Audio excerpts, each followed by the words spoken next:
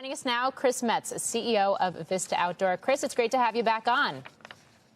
Morgan, thank you for having me back on. I'm excited to be talking about our company and all the great initiatives that we're So we know one of the impacts of the pandemic has been the fact that consumers want to get outside and do more outdoor activities. You've certainly benefited. Your company's benefited from that.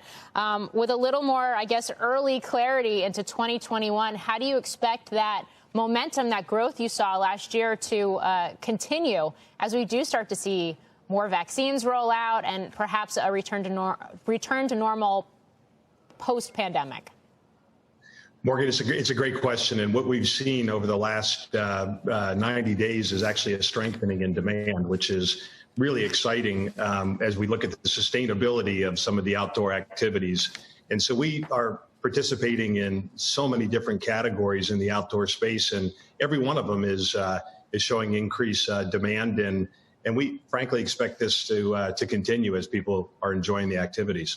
Yeah, shooting sports gross profit rose 120%, it looks like here. I mean, people are buying bullets.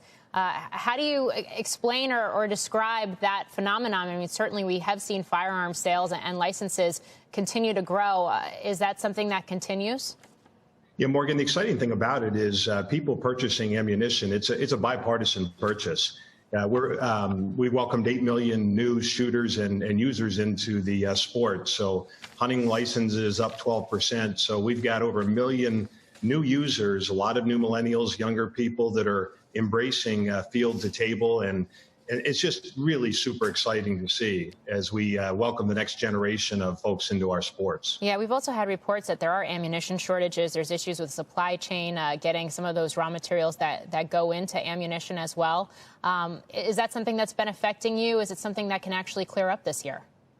Well, Morgan, again, another good question. Because of the increased demand, we see that the shortage of supply and materials continuing for a period of time, because as people increase their usage of our products, it creates tighter constraints on the supply chain.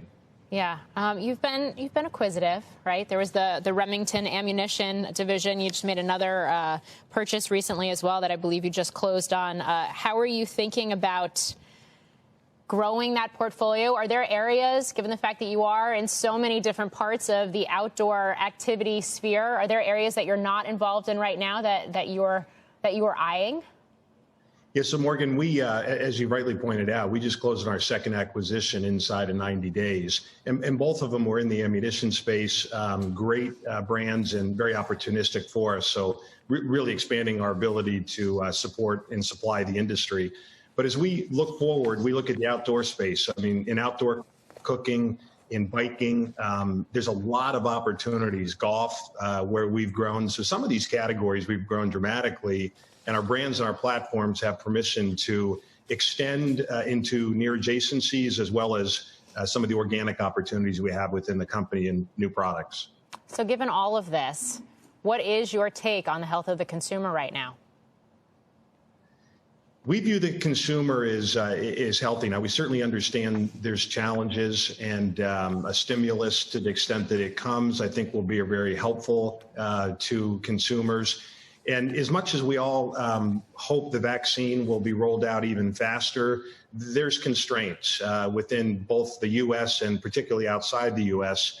that we're going to continue to see people sheltering, people exercising socially distanced mindsets, and continue to enjoy our products. So although the consumer is healthy, we think that they could become even more healthy if there was a stimulus in place. All right. Well, as we're talking, we're watching the stock go from flat to up 3%. Chris Metz, thanks for joining us today.